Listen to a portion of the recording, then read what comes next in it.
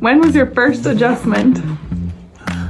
When I believe I was like 21. How old were you when you first got adjusted? 53 years old. I think I was 33. So 8 years ago. 16 was my very first one, and then there was a long break, and then I started again, and probably like 27. I think I was in like middle school, so I want to say it was like 14 or 15 years old.